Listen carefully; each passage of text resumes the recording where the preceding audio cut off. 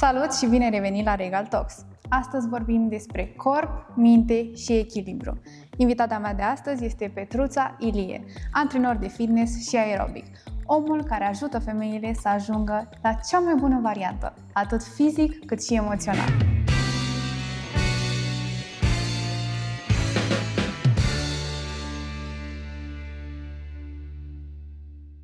Petruța, îți mulțumesc foarte mult pentru invitație și că ne-ai primit la tine în sală. Aș vrea să începem cu începutul. Cred că cea mai bună întrebare ar fi: cine este Petruța Ilie și de ce a ales domeniul fitness-ului? Cred că de când eram mică m-am simțit în largul meu făcând sport, sub orice variantă. Fie că dansam, fie la școală, sub diferite activități. Chiar și atunci când eram micuță de tot, făceam cu mama pe salteluțe exerciții de gimnastică. Cred că de acolo a fost primul meu click, să zic așa, și de acolo s-a declanșat, de fapt, toată legătura aceasta cu sport. Majoritatea oamenilor folosesc scuza: nu am timp să merg la sală, să fac sport. Din punctul tău de vedere, de ce este important să facem sport și să-l includem în rutina noastră zilnică și să nu fie ceva ocazional? Da, ideea este că trebuie să ne facem o rutină din a face sport. Eu consider că trebuie să ne prioritizăm. De ce trebuie să facem sport? Este o întrebare foarte profundă și ar fi foarte bine ca oamenii să înțeleagă lucrul acesta, pentru că nu facem sport să fim în trend sau nu știu, să fim în pas cu alți oameni sau cu acest curent de a merge la sală. Facem sport pentru sănătatea noastră. Acesta ar trebui să fie primul lucru pentru care să alegem să facem sport. Și în momentul în care o să ne dăm seama cât de important este lucrul acesta în viața noastră, pentru că doar făcând sport îți dai seama care sunt contribuțiile lui asupra corpului, asupra sănătății, doar atunci poți să iei decizia și să-ți găsești timp, pentru că toți suntem ocupați, toți avem responsabilități, toți avem activități, dar dacă vrem să facem anumite chestii și lucruri în viața noastră care să ne aducă un beneficiu, sunt sigură că ne găsim timp. Cum putem implementa practic acest lucru în viețile noastre, în așa fel încât el să devină indispensabil? În momentul în care ne prioritizăm acest lucru și în momentul în care vrem să facem pentru noi ceva, mergem la sala de sport sau alergăm pur și simplu pe teren, facem jogging, orice formă a sportului. În momentul în care o vom practica, doar atunci vom ști cum ne poate fi de folos, ce trebuință aduce asupra organismului și de ce ar fi bine să fie parte din viața noastră și nu doar să-l facem ocazional. Să zicem că am punctat partea de mișcare zilnică, iar întrebarea cu adevărat importantă, pentru că toată lumea știe că abdomenul se face de fapt în bucătărie, Da. De ce este importantă alimentația și cu ce anume trebuie să contribuim în așa fel încât organismul nostru să fie sănătos din punctul de vedere al unui antrenor? Se spune că 20% este sport, 80% este nutriție. Cred că totul pleacă de la celulă. Dacă celula este alimentată corect și noi îi dăm toți nutrienții de bază, nu are cum să nu funcționeze totul în organismul nostru corect. Și atunci trebuie să pornim de la bază, să avem grijă de alimentație și, bineînțeles, să contribuim cu sportul, pentru că acesta nu doar ajută la aspectul fizic, ci și, cum știm, pe mult mai multe planuri, atât fizic, atât psihic, atât ca energie, atât ca echilibru, atât ca articulații sănătoase, mușchi foarte bine definiți care să ne susțină articulația osoasă. Pe partea profesională, ai ales să lucrezi exclusiv cu femei. De ce această direcție? Am ales să lucrez cu femeile deoarece doar atunci când știi cum reacționează corpul unei femei, poți să dai sfaturi în acest sens. În momentul în care eu am început sportul și am lucrat cu mine și am văzut cum anume reacționează corpul meu la ceea ce fac, cum anume trebuie să lucrez ca să dea un randament. Doar în felul acesta am putut să îndrum mai departe și cred cu tărie în acest lucru. Nu vreau să se facă o discriminare și nu pot să spun lucrul acesta pentru că ar fi văzut ca o discriminare, dar tind să cred că o femeie, având experiență și știind cum răspunde un corp feminin, este cea mai în măsură ca să îndrume în acest sens. De ce un antrenament de aerobic este mult mai bun față de un antrenament de fitness? Eu nu aș pune lucrurile în felul acesta pentru că fiecare antrenament dă un anumit randament. Depinde ce anume îți dorești să îmbunătățești. Pentru că dacă ești o persoană care vrea să crească masa musculară, automat o voi direcționa către antrenamentul cu greutăți sau cu propriul corp, dar mult mai mult să lucreze pe musculatură decât antrenamentele pe care le facem noi și conțin și partea de aerobic. Partea de aerobic antrenează tot corpul, dar lucrează mult mai mult pe partea de cardio, de coordonare.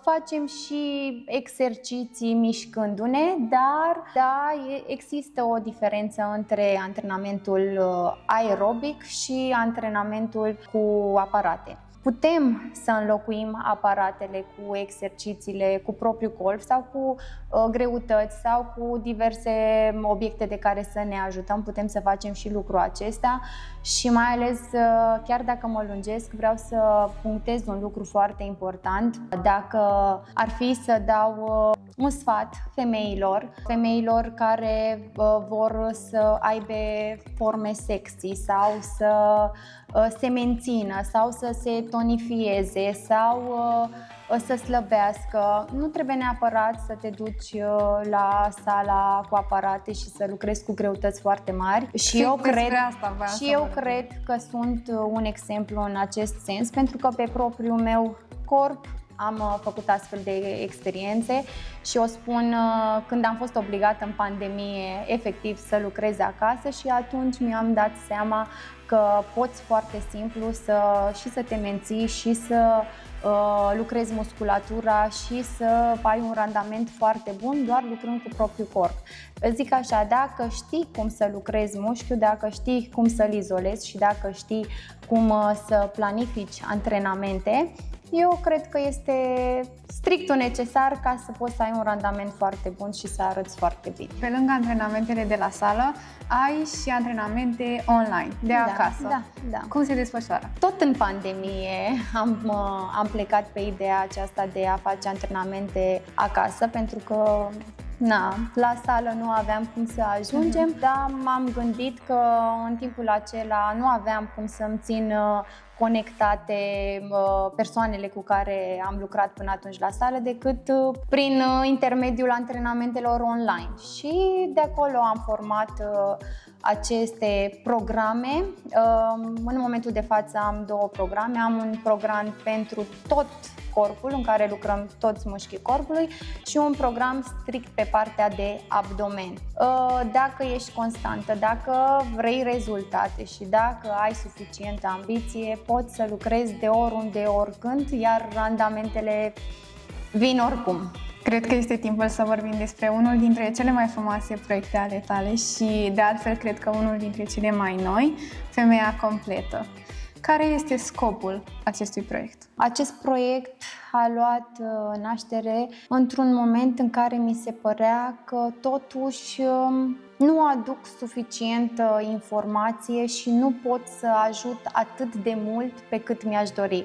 Iar partea de fizic și partea de sănătate nu era de ajuns pentru ceea ce îmi doream. Iar atunci am creat acest proiect care să includă mai multe lucruri, atât pe parte fizică, atât pe parte sufletească, psihică și chiar medicală, pe parte de sănătate, adică am încercat și de asta am și folosit cuvântul complet, pentru că avem nevoie de mai multe lucruri ca să ne simțim complete. Ideea este că femeia completă sună puțin cam, să zic așa, dacă folosesc cuvântul potrivit, cam dur. Dar vreau să punctez un lucru, a fi completă, cred că pentru fiecare femeie în parte reprezintă altceva. Depinde fiecare ce anume înțelege prin cuvântul complet, iar noi ca femei suntem datoare să lucrăm la partea aceasta de a ne aduce cât mai multe lucruri de folos în viața noastră pentru a ne simți complete. Ce experiență trăiesc femeile care participă la eveniment? Nu am avut foarte multe ediții până acum, de când am implementat acest proiect acum câteva zile.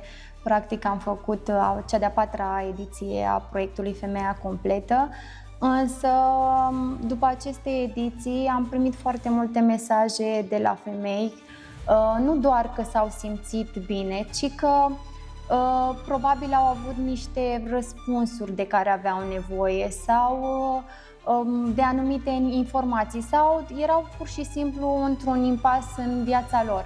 Și nu cred că există neapărat un loc care să te influențeze, dar cred cu tărie că Dumnezeu lucrează prin oameni, iar la timpul potrivit și momentul potrivit apare câte un lucru chiar și de genul acesta și poate să te ajute în viață cu un răspuns, cu o motivație, cu un sfat sau pur și simplu te regăsești, nu știu, într-o poveste a unei invitate. Și de atunci poate în tine se declanșează anumite lucruri care te ajută să depășești mult mai ușor anumite etape pe care le întâlnești în viață. Ce ne pregătești pentru următoarea ediție? Următoarea ediție aș vrea să fie într-un cadru mai elegant, mai feminin. Aș vrea să avem o ediție într-un restaurant, la fel cum le-am obișnuit pe femei, cu un cadru feminin, tot cu femei, pentru că este ceva doar pentru femei și nu vreau să divulg foarte multe surprize, pentru că vor fi surprize, o să fie altceva decât a fost. Ce sfat ei da unei femei care își dorește să schimbe ceva la ea, dar îi este frică sau poate nu are motivația necesară pentru a începe? Să înceapă cu un pas, indiferent cât este el de mic. În momentul în care îți dorești ceva, un simplu pas, chiar în privirea altora fiind extrem de mic, ajunge și deja presară un drum frumos care sigur va avea o creștere foarte mare. Să înceapă de undeva, să facă chiar un pas și foarte mic și sunt sigură că doar acțiunea ei, faptul că a vrut, o să o ajute efectiv să ajungă la ceea ce își dorește. Cum arată în viziunea ta femeia completă? La fel cum spuneam, cred că în viziunea fiecărei persoane a fi complet înseamnă altceva, dar în viziunea mea a fi completă înseamnă a te simți liniștită, a te simți împlinită. Cred că aceste două cuvinte sunt valabile pentru multe persoane, pentru că a fi împlinit, a fi fericit, a fi liniștit, pentru fiecare persoană poate să însemne alte lucruri. Dar ele sunt baza pentru mine și asta înseamnă complet, de fapt, să fii liniștit, bine și împlinit cu tine. Mulțumim foarte mult pentru sfaturi și pentru tot ce ne-ai oferit în acest episod și sunt sigură că, sigur, o femeie va pleca de aici motivată după acest episod. Cu foarte mare drag și eu mă bucur că ați fost astăzi aici și sper ca să motivez, să încurajez și să transmit ceea ce îmi doresc și acel puțin care poate pentru unele femei înseamnă foarte mult. Sunt Ana Baciu și ne revedem curând!